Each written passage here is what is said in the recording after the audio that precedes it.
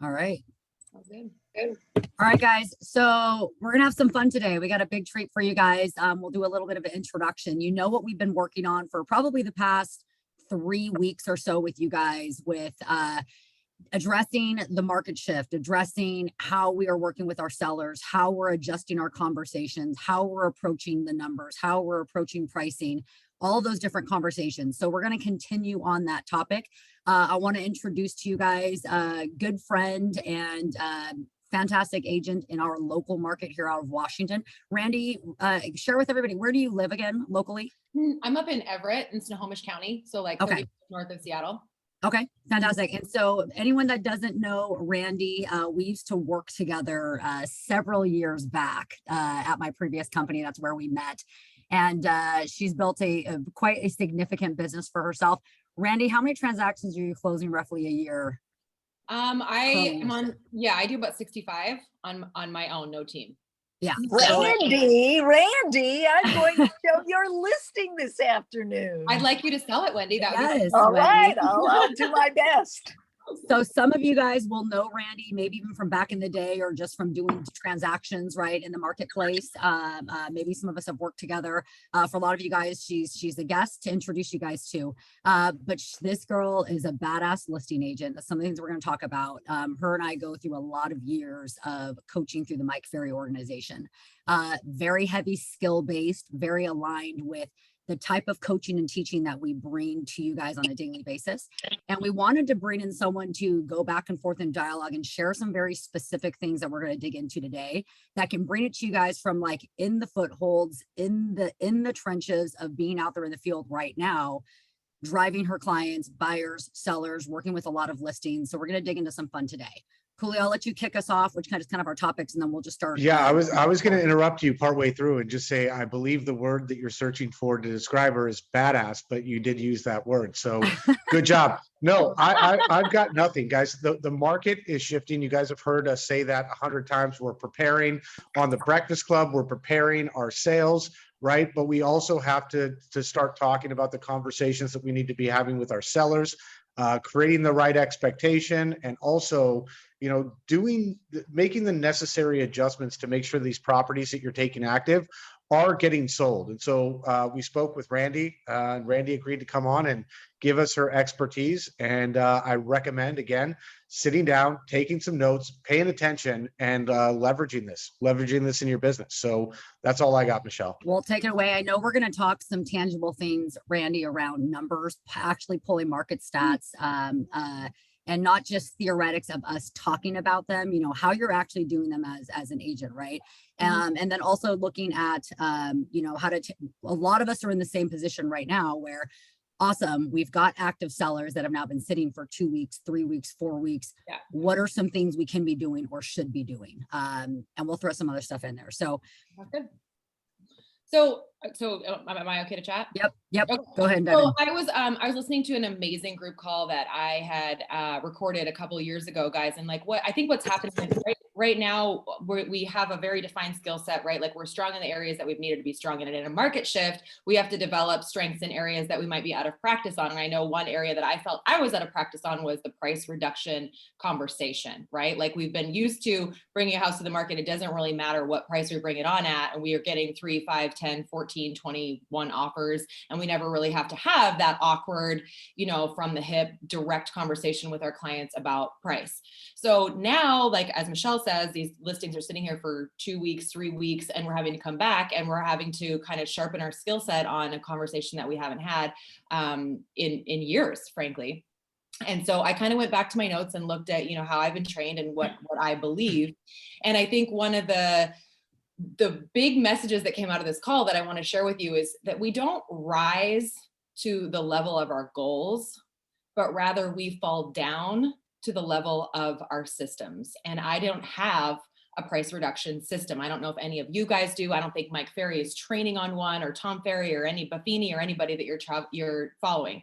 So then it comes down to us. We have to make sure that our skill set is strong. What do we do? So the number one thing that I'm finding is First of all, it's in your preparation, right? Like your success is in your preparation. So if you're coming to the client and saying, hey, we have to look at price, what are they thinking? They're like, yeah, but has Randi done everything in her power to get my listing exposed and to make sure that I found my buyer? And in the way for us to do that, all of the agents to do that, is to set yourself up for success from the very beginning. So what does that mean? Well, it means when the photos come back from your photographer, you're sharing those photos with your seller and you're getting agreement like, hey, photos came back. Do you love them? I love them. Doesn't everybody love them? Yes, I do. Okay, I've written the blurb for your listing now. What do you think of that? Have I missed anything? Or is there any important details that you wanted to have mentioned that I haven't mentioned? Nope, got agreement on that the day that I came to the market. Okay, so the flyer, do you like the flyer, Mr. Seller? Do we have agreement on that? Yes, I love the flyer, Randi. You've done a fantastic job. So I've set myself up for success the day that I launch the listing, right? I've got agreement from the seller audibly on everything that I've been doing to market and promote the home. And you guys all have your own probably listing plan of action. You can actually go through that bullet point if you want to on the day that you list. So then you get to day 7 or you get to day 14, you're not sold. I also would recommend, I haven't been doing this, but I'm injecting it now. The day that I come to the market, I want to prepare the seller for what the average days on market are. So this is where our statistics are really important. If you don't know how to calculate that, Google the absorption rate. It has to do with the time frame, the number of homes that are being sold in the area that you're considering, and the number of homes that have gone pending in that length of time. So for easy math, if there's like 100 listings on the market and 30 have sold in the last 90 days, you know that the absorption rate is 30%. So average days on market is 30% of 30 days in the month, which is about 9 days on market. Okay. So I'm sitting here in Snohomish County. I'm going to say, hey, Michelle, we're bringing a home on the market. We've got agreement. Everything I've done is on point. Average days on market are 21. So we know if we get to day 21 or 22 and we aren't sold, we probably need to look at price. Can I have your agreement on that, Michelle? Yeah, absolutely. Okay. So now day 21 comes. I've prepared her for that conversation. I've been in communication with her, I hope, on a weekly basis to say, hey, you've had this many showings. We've done an open house. You've had this kind of feedback, yada, yada. The next thing I need to do to prepare myself for the price reduction conversation is answer that question in Michelle's mind, which is, well, how many buyers have actually seen my home? So I'm going to attempt to share screen. I'm not super techie, guys. Oh no, host disabled participant screen sharing. You're good now. Go ahead now. Okay. So I went, I think I can do this. So you can go your own. This is a listing that I have right now. You can do a quick Google search, pull up your listing, and then, pardon me, I need to move this panel. Okay, so 4811 Seahurst. I can go down to Redfin and find how many people have viewed that listing. Somewhere. Where is it? Right here. Activity for 4811 Seahurst Avenue. So what I do is I take a screenshot of this and I put it in a folder. Then I go to Zillow and I'm like, okay, how people have seen, like this little graph, take a screenshot of that, 116 saves, 2,055 views, put that in a file. I go to I'm working with Windermere right now. I'm in the transition period, but I'd go to windermere.com maybe, or exp.com or whatever other websites you think that your sellers are looking at and grab this data. You put it in an email, you send it across to Michelle in preparation for your price reduction conversation. And what does that do? Well, it answers the question in Michelle's mind that she needs to have answered before she consent to a reduction in price, which is, I know now that the work that Michelle has done has got my home 2,055 views, 116 saves. We know that the problem then is probably price, right? If we've got to average days on market. So then the question is, okay, well, how much do you reduce the price, right? And I think Michelle and Cooley and I were talking about this. I don't know where this came from. It's probably from the Mike Ferrier organization, but the belief is, and you should be confident about this and own this because your confidence is going to come across in the way that you communicate it to the seller. Let's see, I need to go back to unshare screen. Forgive me and my technology. I don't even know how to find it again. And just while you're looking for that, Randi, one of the most important things when Randi's talking about setting that expectation and putting those actual numbers in front of her clients, like, you guys have all called expired listings. You know that they tend to blame their previous agent for not doing anything, not doing enough, not getting people interested in the property, right? And she's eliminating the objections before she gets them, right? Something we practice on the Breakfast Club every morning. This is how to do it with your listing, and it's brilliant. So if you get to, so if you're at average days on market and your showing experience is that you're getting like online views, but no showings, the belief is that you're 10% overpriced. Now, I think in the current market with the amount of appreciation that we've had, you can squish that down and tell your seller you're about 8% overpriced. So if you have a $700,000 listing, you're 8% overpriced, you're probably about $50,000 overpriced, okay? The other data point is if you're getting showings, but no offers, our belief is that you're 5% overpriced. So on a $700,000 listing, you're probably looking at a $35,000 price reduction. But on this topic, I also want to empower you guys to have very powerful conversations with your sellers about something that I feel passionately about, and it's bridge pricing. If you haven't heard that term before, what it means is instead of Walmart pricing a home at $699,999, you want to bridge price right on the round number of the price and put it at 700. Well, why do we do that? Because we know that buyers look in price bands, right? They look between 600 and 700,000 and between 700 and 800,000. So if I purchase a listing right on the round number of 700, I know I can capture all the eyeballs between 6 and 700,000 and 7 and 800,000. And we know that more eyeballs means more money. So I would really encourage you that as you're coaching your clients in that price reduction number, you want to give them those general rules of thumb, like, hey, lots of views, but no showings, 10% over, maybe 8. If you're getting showings and no offers, you're 5% over, maybe squish it down to 3, and then make sure that you're trying to bridge price there and land yourself right in a round number so that you can capture the maximum number of eyeballs. And then your seller also is happy because, again, you're demonstrating your worth, your value, your strategy as an agent. Any questions? Good stuff, Randy. Thanks. I Do it love on a 50 as well. So if I say it's like 648, is it 650, or do you go all the way down to this, like the 100, 200, 300? So I would look at, and this is where, like, you know, we're consultants, right? So you really want to give the information that the seller is looking for. So if you know that your seller is relying a lot on Redfin, or you know that your seller is relying a lot on Zillow, look at what the price bands are there. And if they're in $25,000 increments, stick them on the 25s. But like, I wouldn't do 650. I do 600 or 625 or 650.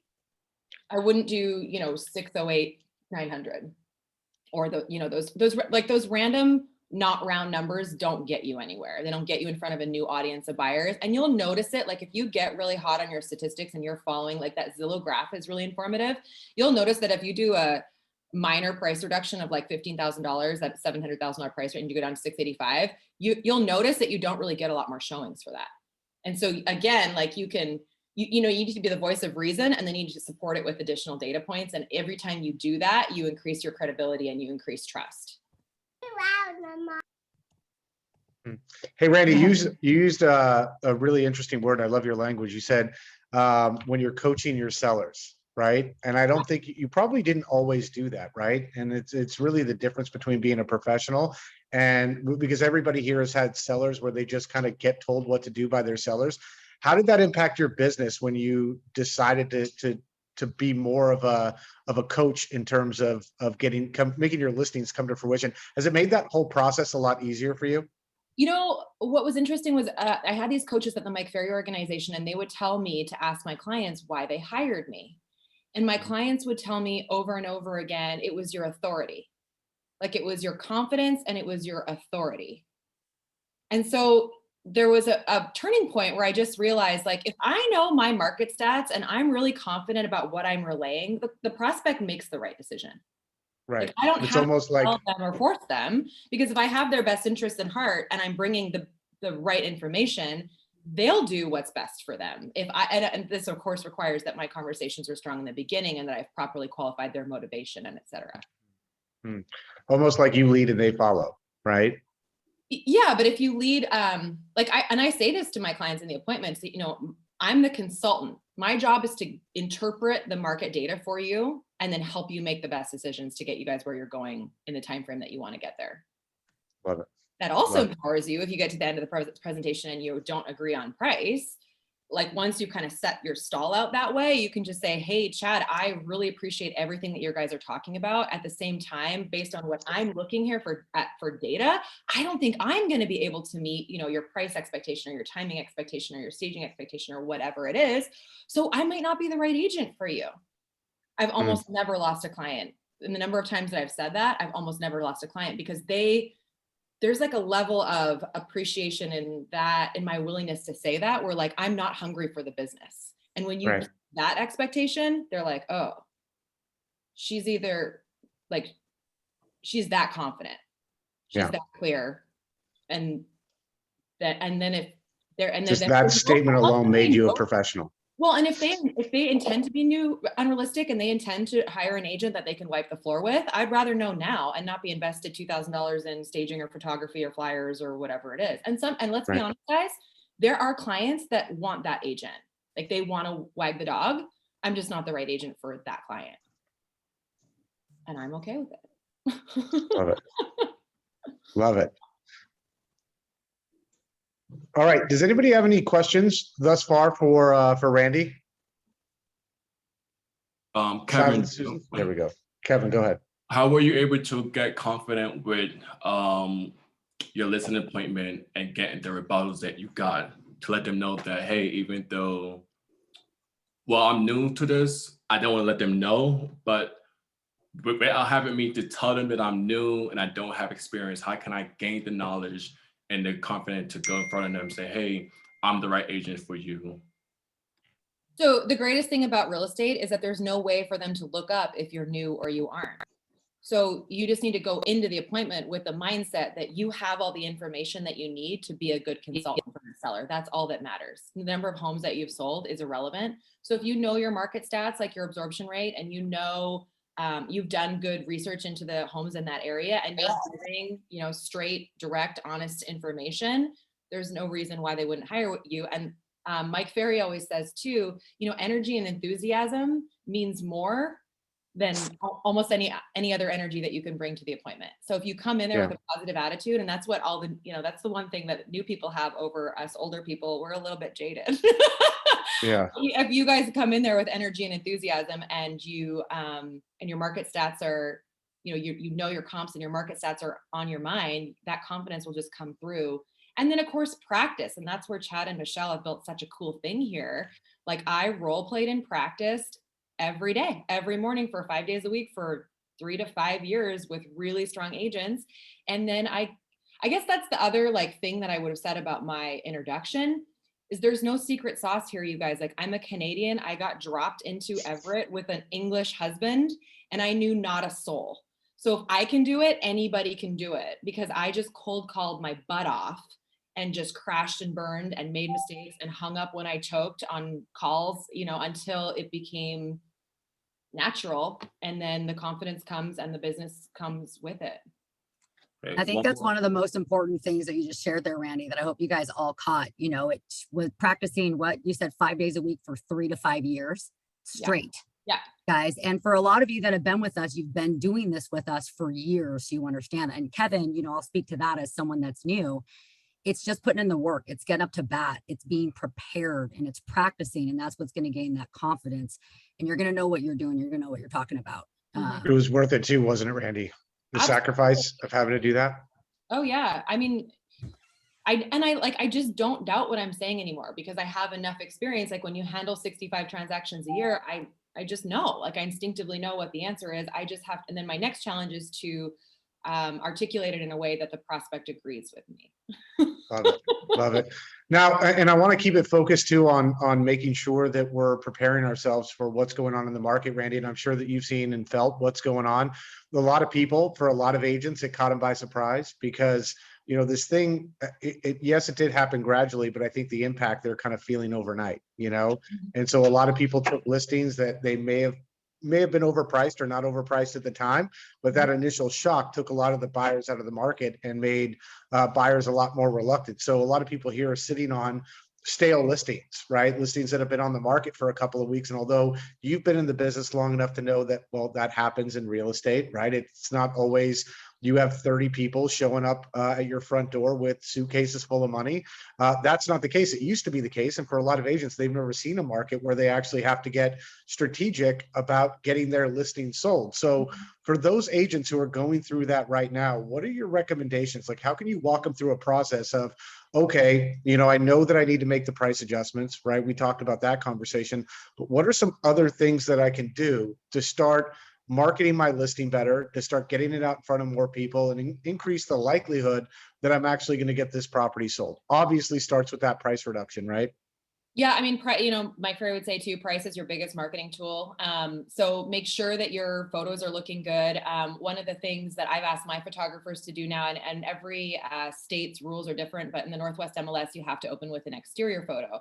Well, I asked my photographers to take 3, and that way I can shift the exterior photo a number of times while still being in compliance with the Northwest MLS rules. Every time you change data on your listing, it kind of treats it like a new listing. So you want to look at the legal ways within your MLS to make a change to your listing to make sure that you're being favored in the search engine results and being like syndicated well. So if you have an exterior that you can change every 7 days, and this is just like one of those opportunities too, where does it make a huge difference? Well, I think it does, because buyers are very visual, right? So we know that we're flipping through listings. You look through that front photo and you're like, I've seen that one. And you don't even, your eyes don't even gravitate to the top right of the screen where you see it's been reduced $50,000. Mm-hmm. So if you can change that initial image, that's a tool that you have in your tool belt to kind of like freshen your listing up. And then just make sure that you're relaying that to your seller too, so that again, they're bought into your expertise and your talents and the things that you're doing, like the extra work that you're doing to separate their listing from the others. Obviously, every time you advertise an open house, you boost your listings performance online. But price is the biggest tool. And I think like, so if price is the most important indicator, you just need to be confident about your market stats. So it is the time, guys, to like really understand your absorption rate and how to calculate that. And you can sit with your sellers in real time and be like, okay, so, we've got this listing here in Everett. Realistically, how big a swath do you think the buyers that are looking in Everett are going to, oh, they might be looking in Mukilteo, they might be looking in Mill Creek, they might be looking in Everett. Okay, cool. So that's the area that we're going to cover, and then you can live draw the map on the MLS, see how many active listings there are. Then you can go to pendings and go the last 0 to 30 days. If your average days on market are 21, you can go pending 0 to 21, see how many listings went pending in the last 21 days. And then you can calculate for them, there's 100 listings and 30 went pending. So we have a 30% chance of selling. That's about 7 or 8, it's about 10 days on market. You just are establishing yourself as the authority the whole way on. You're not kind of trying to play on their emotion or their motivation or like intangibles to get them to make the right decision. You're bringing them tangibles and empowering them to make the right decision. Great. I have a question. Go ahead. What would be your best response if you give them all of the best presentation, the right answer, and they feel like the commission of 6% is too high? What can you say to them? Say, hey, this percent is what mine. Hey, Kevin, really quickly, I want to kind of keep this focused on the market. You're brand new, and all of this stuff you're going to learn, and we deal with this every single morning on the Breakfast Club. You're going to get this in your listing presentation, your listing boot camp. And that's something that we can work on directly, but you're going to have 1,001 well, actually, realistically, there are about 15 objections that you're going to get. You've got to make sure, number one, you're following the script mastery program day 1 through 60. And number 2, that you've got a role play partner that you can work with every single day. And trust me when I tell you, you'll get better at that incrementally. Sorry about that. Well, no, but I also think like the more things you do for the seller, the fewer objections you get on price. Yeah. Like if you're categorically saying I'm doing this, this, this, and this, and they're still pushing you on commission, then the from the hip Mike Ferry response is like, okay, which of these items do you not want me to do? And they'll be like, well, I want you to do all of them. Great. So we're going to leave my commission intact. Or if they start crossing things off the list, you're like, no, that's too important. Pick something else. No, so just control it. You just control. I got a question, Randy. Yeah.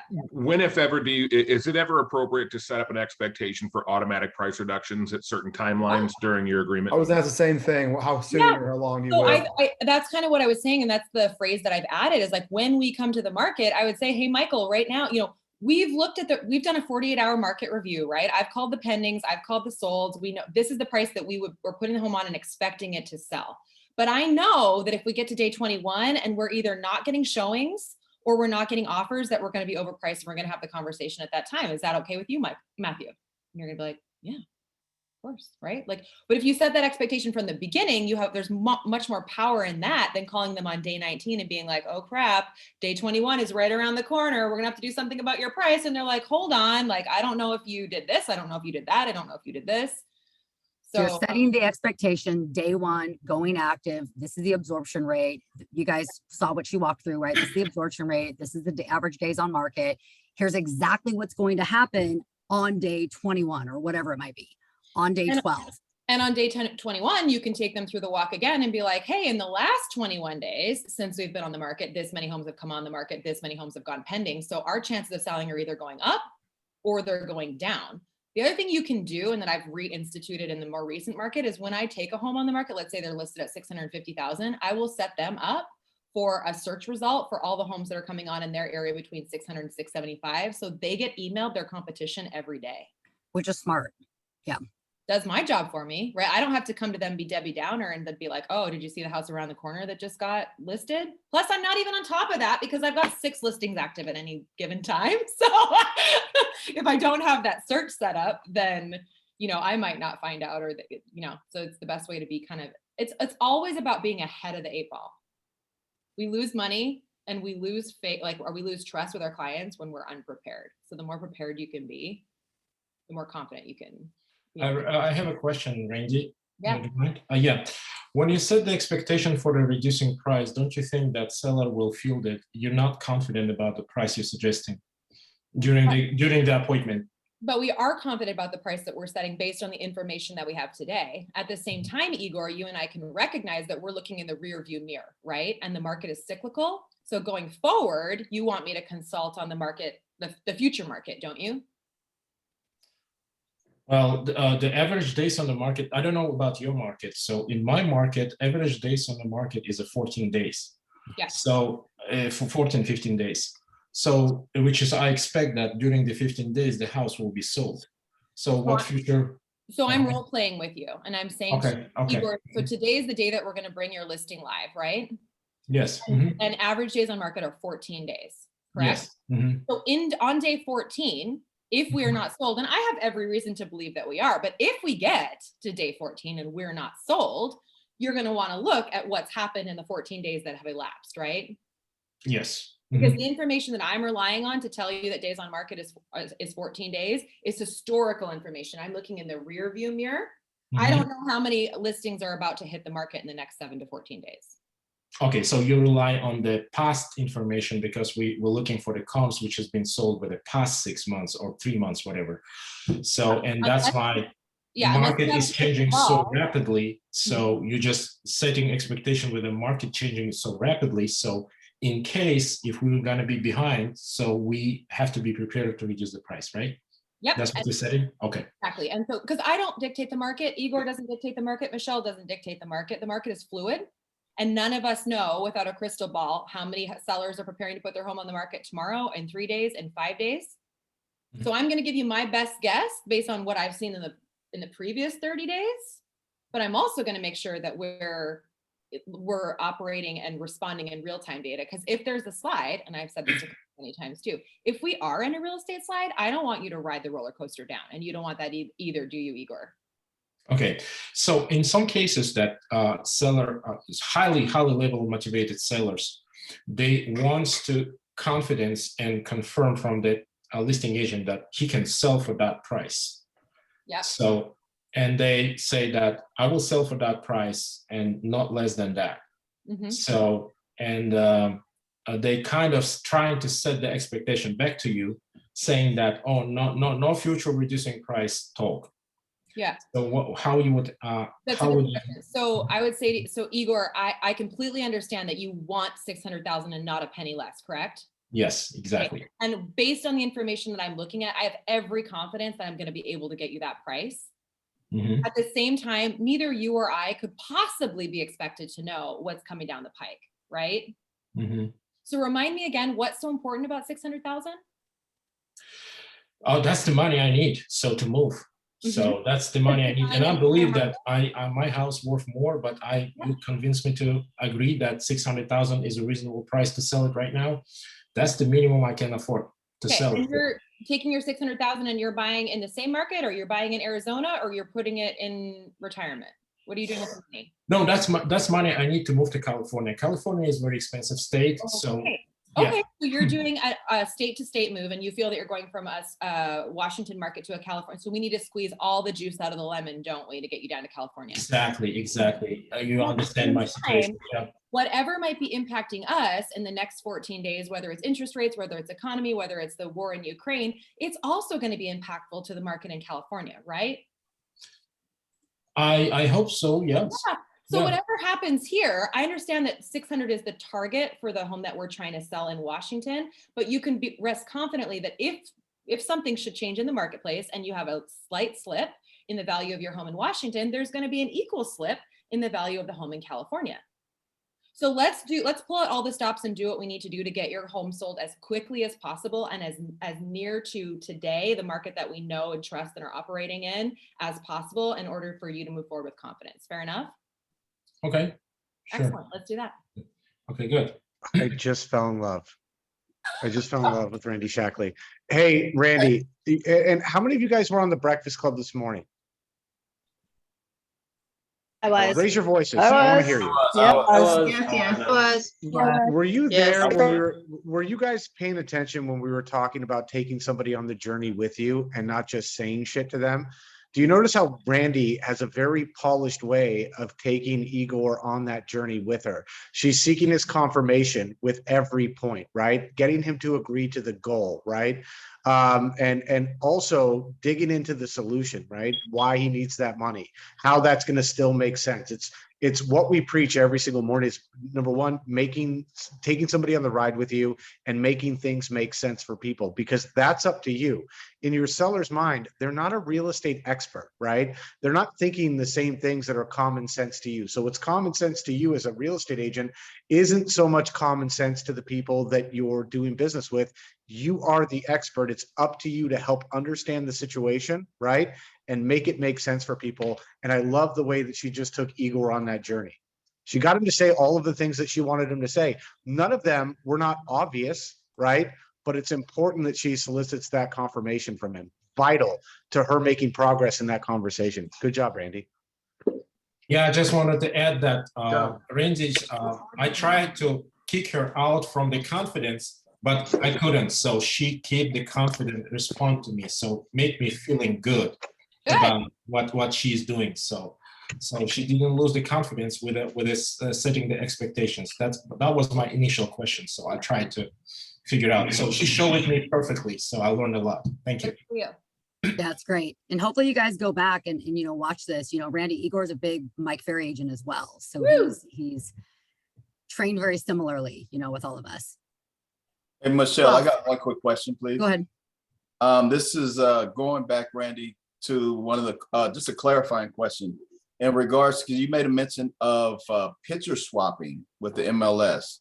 You said if we could swap one of the exterior photos or have 3 different photos, that will help refresh the listing. Is that what you're saying? Yeah, or even from the perspective of, like if any of us are shopping for something, right? We're all very visual. So if you see the initial front photo and you're like, I've seen that one, buyers kind of like get into this mindset where like, I've seen it. But if you change the front photo, they go 3 more photos deep to realize that they've seen it. But by then they might have also like allowed their eyes to gravitate to the top right corner of the screen and see that it's gone down 50 grand. Got it. Okay. So do you know who also does that? Is Netflix. If you guys notice, you guys get on Netflix and they've got weird versions of the movie posters that end up changing like every 15 days to make you feel like you're looking at something new. And because they do that, your perception is, oh man, I didn't know this was here, right? And so it recaptures your attention. And I think what she's trying to say is it does the same thing there too. And it gives you the benefit of bumping up your exposure there. So anybody else? Thank you. I have a question. Or go ahead, April.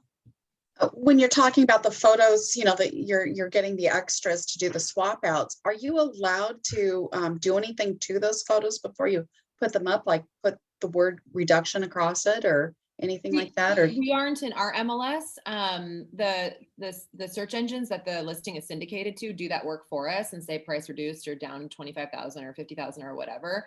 I also, I think the point is to get your listing in front of a new audience of buyers. I don't necessarily think you want to advertise that you're dropping your drawers on price. Like I like new price. I like improved price. I don't like price reduced or just, you know, like, I think we still want to maintain for our own, you know, it's a self-fulfilling prophecy. We still want to maintain the perception that our market is changing, but not falling. right. Don't create a catastrophe. Yeah. Right. It's changing because of the interest rates, right? So there's, but also like, and this is what I say to clients too. I mean, the last 2 years aside, it's normal, guys. If you look at your stats, it's certainly in my state anyway, and maybe different seasons are different, but it's normal for a majority of the appreciation to happen in the first 5 months of the year. So every year, the market is kind of like already pregnant with the increase that it's going to have for the year by May. And then everybody kind of pulls their finger out and finally gets their listing on the market by May. We usually have kind of a surge in listings. And then at the same time, schools, everybody's looking at schools coming out and going on summer vacation, and there's a bit of a summer slowdown. We know that if we've been in the industry for 3 or 5 years. So these are the conversations that we also should be having with both our buyers and our sellers when everybody else wants to scream recession and, you know, market slip and whatever. There's just a natural ebb and flow to the business. There is. Yep. And it's the same thing. Like the last 2 years have been abnormal. So we need to look at the preceding, you know, 3 to 5 years. And then we also need to consider, like, when you think of the word recession, well, if you do your research, in the last 5 recessions, real estate prices were only impacted in one of them. It just happens to be the recession that is most firmly entrenched in all of our minds. And it was a devastating real estate recession. So people equate a recession with a decline in house prices actually incorrectly.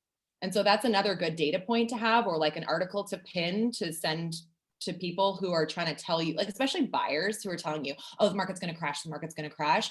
I mean, I don't know about your specific states, but I still have housing starts that are below 1940s levels. I've got a ridiculous amount of people being relocated into the area, and we're bound by natural resources and like water and mountains and transport links like the freeways that exist, and that's not going to change. And at the same time, they're increasing environmental restrictions for development, so that the developable land of the land that we have in Washington is being reduced. So show me where that's all going to level out. You know? Right. Thank you.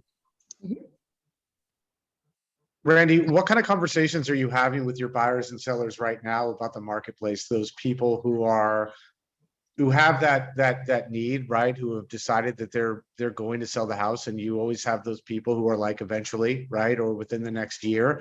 What kind of conversations are you having with those guys to kind of get them moving? So I just think you need to dig really deeply into what their goals and motivations are, right? So if they're making it out of state, or even have some people making an out of country move, you know, a good question is, if there was a financial benefit to listing the home now, would it be important for us to talk about it? And if people say yes, well, I just got an appointment, didn't I? Right. I love it. Anybody else have any questions for Randy? Yes, I did, Randy. This is great information. I've been appreciated. Okay, so what do you tell sellers that have been spoiled, and, you know, the market was so great, everybody was overpaying for properties, and so they want to wait because they think it's going to go up? Yesterday, although I was educating my seller that, you know, that's something that hasn't happened before, and we don't know if it's going to happen. I feel like in their mind, they still thought, okay, if I wait 6 months to a year, I could probably get that super high price, which I know that's not going to happen for a fact. Cool. Yeah, I mean, so I think you can get your market stats out, your Northwest MLS market stats, or your trend graphics or whatever, and show them just how unprecedented the growth is over the last 2 years. So on average, nationally, property prices appreciate between 4 and 6%. Well, last year we had 18% appreciation. The year before that, we had 10% appreciation. That's crazy town. It's not repeatable, and it's not reflected in the salaries of the people that are buying homes. So what I would say to my sellers in that situation is like, hey, listen, we might have missed the peak, but there are no economic indicators that indicate that there's going to be another huge spike like that. And in fact, those spikes only happen once every 10 years. So do you want to wait 10 years? I didn't think so. So let me ask you, where on the slide do you want to sell? If that's in fact what we're experiencing. We know we're not there. The 10 to 18% appreciation it's unsustainable. The salaries don't match that. It's not like, that's not normal, as you can see across a 10-year trend, a 20-year trend, a 40-year trend. So if we have already seen the apex of the market and we are kind of turning the corner now and we're going to see a little correction, where do you want to sell on the corrected side of the wave?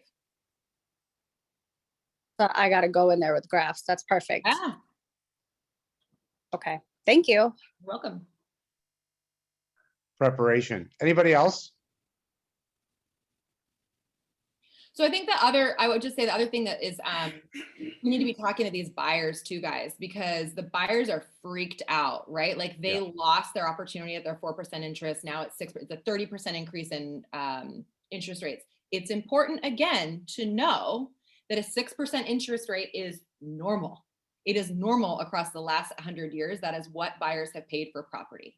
At the same time, you have the ability to put 3.5%, 5%, 10%, 30% down on a property and have the whole 100% of the value of that $500,000 or $600,000 and $700,000 home appreciate at the normal levels of 4 to 6% year on year. So if you're investing $25,000 into a home and you're going to live in it for the next 5 years, you should make back $125,000 in a normal market, not to mention not having dumped rent into the pocket of a landlord and flush that down the drain. So even though you're paying a 6% interest rate, it still makes a lot of sense to buy your own home and start building your own equity, even if that means that your commute is 15 or 20 minutes longer than it would have been, to buy at the price range and in the market that you were looking at before the interest rates corrected. Home ownership is still the best tool to build wealth in the USA. And it's like establishing and asking them if they've decided that they definitely want to be a homeowner, first and foremost. So do you definitely want to buy a house, right? Go ahead. When you show them the net worth of the renter versus the homeowner in the US, they'll be clear that they want to own houses, because the average net worth of a renter is like $2,500 or something, right? And a homeowner is like $200,000. Doesn't matter where you live in the US. So which side of the graph do you want to be on?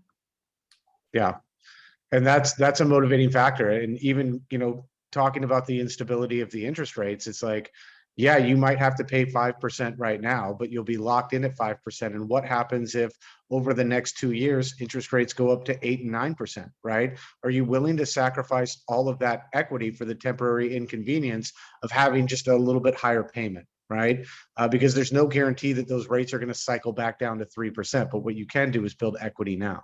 But if the rates do go down to 3%, the great news about jolly old USA is you get to refinance. And if you're renting and if the price of property continues to go up, the price of rents is inflation linked, and it is going to continue to go up as well. So again, purchasing a property, even though you're paying 6% interest, but you're fixing your cost of living instead of having to absorb year on year $100 increase in rent, which is what the institutional renter. Good afternoon. How are you? Institutional landlords will recommend is still a smart move.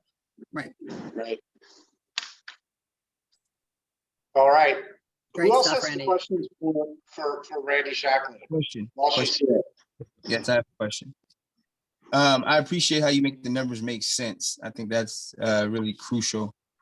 But it seems like you're having a natural conversation with the seller, and then based off, obviously your experience, the transition is very smooth when you give information. Are there any specific stats you go into the listing with, like top 5, top 10 statistics, or it's just it's a conversation and you're able to pick up wherever they're leaving off?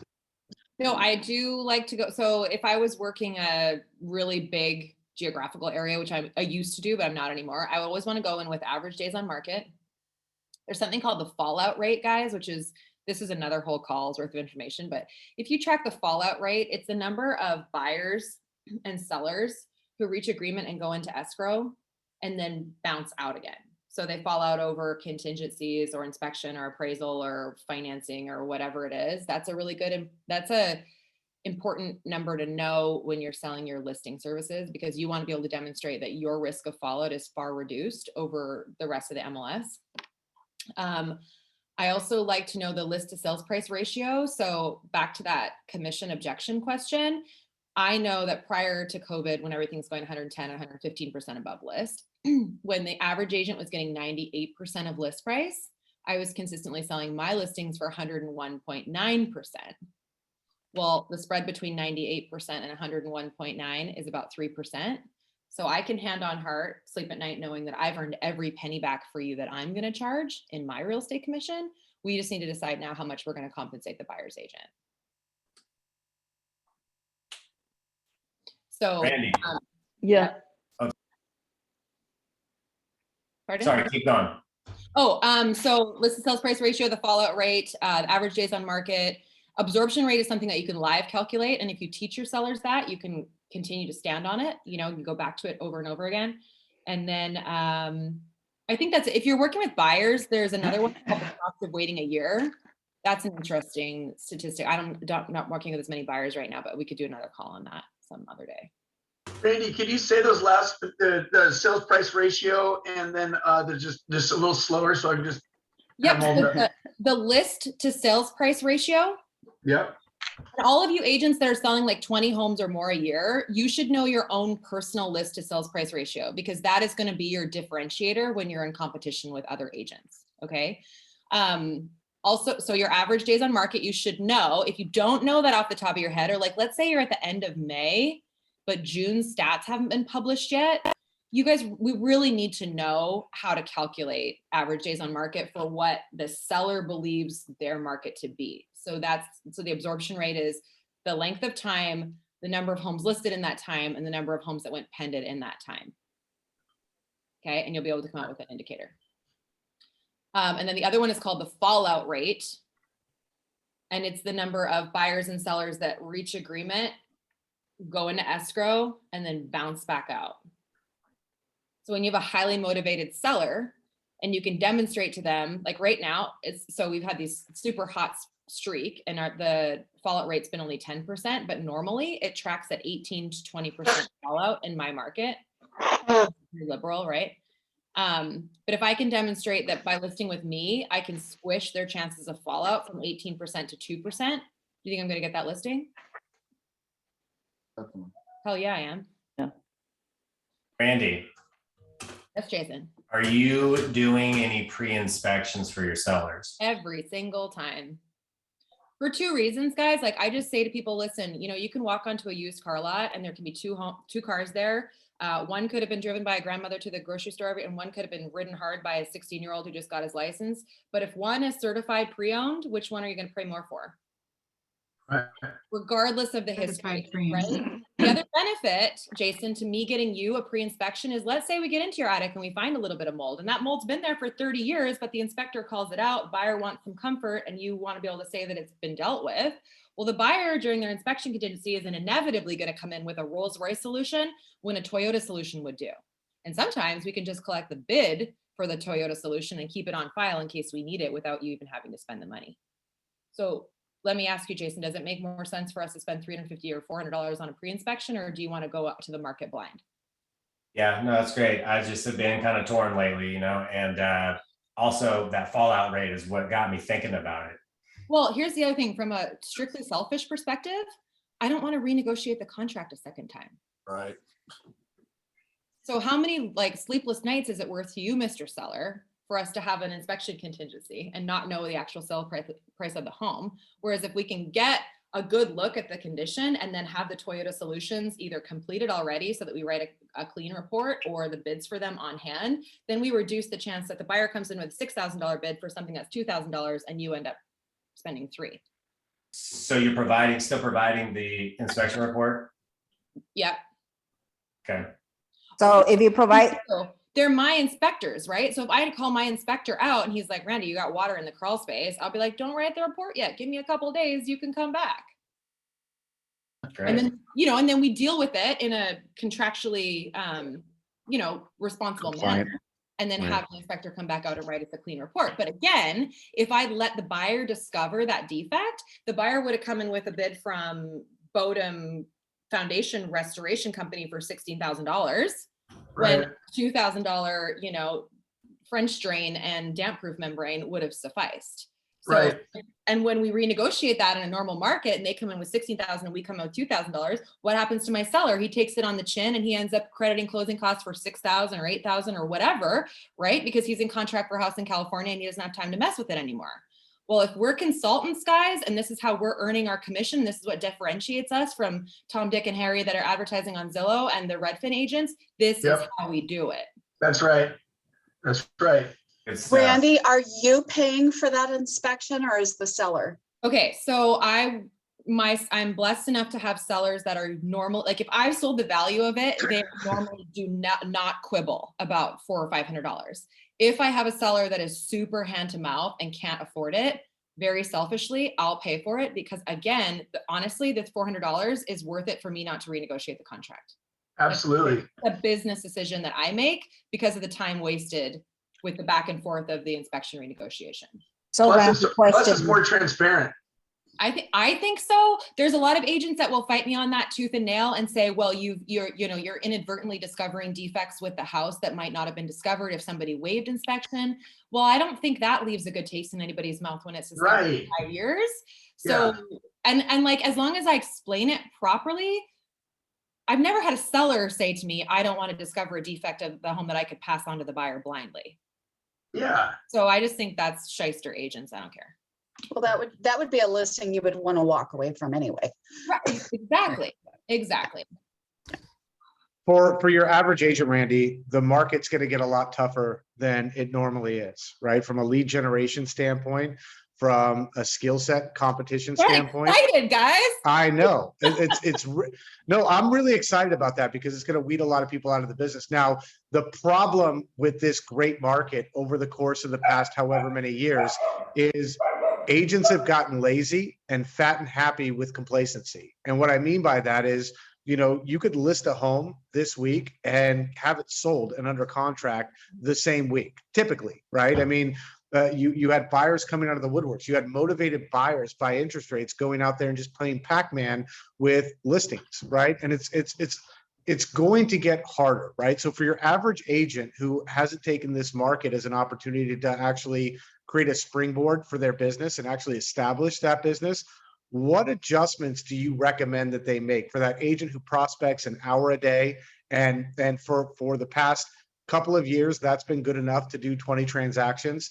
What adjustments do you feel like agents need to make in order to make sure that while every other agent is struggling trying to figure it out, they're actually using this as leverage to create something really special in this marketplace?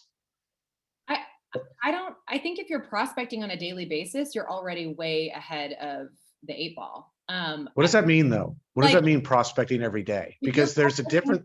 Yeah, if you're lead generate, like the number one issue that is facing the industry is the agent's inability to generate leads, right? And then if you have a bunch of leads, like I have a bunch of leads, so I don't have to tolerate garbage listings. That's a blessing. If we're always lead generating, we don't have to tolerate any garbage. If you're not lead generating, then you have to buy garbage listings from Zillow or whoever else might be trying, blowing up your phone to sell them to you. If your skill set isn't strong, you're gonna go out of business.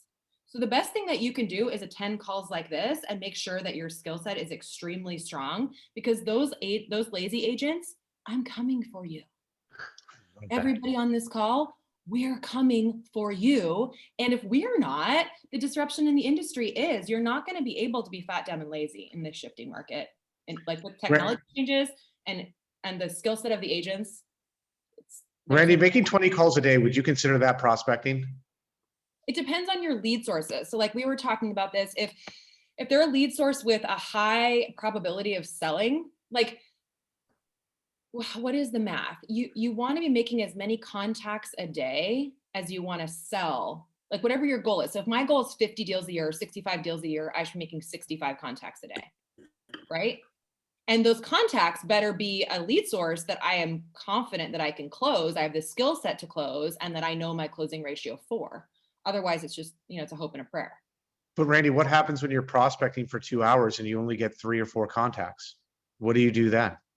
So then I think you need to call a warmer lead source. Like we were talking about going back to circle prospecting, where you're gonna have to make more contacts, but it's lower rejection. And then the 80% is also in your follow-up, right? So if you only make 3 contacts, you just need to make sure that your lead follow-up systems are bang on the money, so that if those guys are in a 1-year cycle or whatever, you're the agent that's front of mind when they do decide to make a decision, and that you're front of mind with something value added, like some of the topics that we've covered on this call, not with like, here's my favorite cinnamon bun recipe. Mm-hmm. No offense. Now, if your goal is to do 60 listings, right, and your goal is to get 60 contacts a day, and you're a couple of hours into it, how often do you make the adjustment to go, okay, my priority is this, right? Because I've got to get my contacts in. How often do you actually extend your prospecting time to make sure that you get the contacts that you need to hit that number? I think whenever I fall behind goal, you increase your contacts. But I also think like that's a really linear question, Chad, because the answer is actually always in your history and it's in your numbers. Like if I'm making the contacts, maybe it's my closing ratio that needs to be improved. Maybe I need to be increasing maybe I need to be improving my listing presentation so that I can, or my pricing conversation, so that when I'm getting the homes to the market, they're selling faster or more efficiently or whatever. I don't know if I'm. No, you're articulating yourself very well. I get it. And so the importance of actually tracking your numbers so that you can make the proper adjustments is huge then. Yeah, because that's where your history tells you where your skills need to improve. Right. And we don't rise to the level of our goals. We fall down to the level of our systems. I love it. I love it. Anybody have any questions on that? My little dude's home from school. All right. But thank you, Randy. For those of you guys who want big things and don't want to put in big work, I want that Randi Szakaly saying, I'm coming for you, to really resonate and give you goosebumps, right? Because you have all of the resources, everything that you need to go out there and even compete with agents like Randi Szakaly in her marketplace. But it won't come easy. You've got to put in the work, the role play every single day on top of the Breakfast Club. Your tracking sheets are going to be huge moving forward, because if you don't know where you're failing, then you don't know where you're improving, right? All of these things, and the market shift is going to require you to become a lot more diligent than you've been in the past several years. It's vital to your progress. And I want to thank Randi Szakaly for joining us today. Can we give it up for Randi Szakaly, please? Thank you, Randy. Thank you, Randy. Awesome job. Thank you, Randy. Awesome. That was awesome. I want to add real quick here. If you guys saw, does Randi seem confident? Does she seem good at what she does? And I would say there's 2 major takeaways overall. And then I just added a third. You guys will have this recorded. Go back and study it, because there's 2 reasons why Randi is so dominant, right? Does she seem like she understands the market and her market stats and is the authority 100%. On every single thing that came up? It was brought back with market stats and the data from the market. A lot of you guys need to study your market. You need to know what you're looking at. You need to come back with that knowledge, with that confidence. And number 2, she doesn't do what she does by accident. Okay, guys, this comes from practice. Practice, practice, practice. You'll notice in every single thing we talked through in this last hour, she's leading them through the journey. It's being led through questions. She's not telling them about the market stats. She's not telling them the reason they need to do anything. It's going to be through practice. You guys need to study the market. And the third thing that I'll add there for everyone is tracking your numbers. You guys all love us. We talk about this every day anyways. That's why they're so important. So with that said, Randi, you're amazing. Thank you. That was killer for everybody. I think I speak for everybody. So other than that, we're going to wrap up, guys. Maybe we'll have Randi back on here again for something. Perfect. Thank you. Thanks again, Randy. Thank you, Thanks, Randy. guys. Thank you. Thanks, Michelle. Great stuff. Bye, guys. Have a good day. Bye. Goodbye. Hey, Michelle, you're going to stop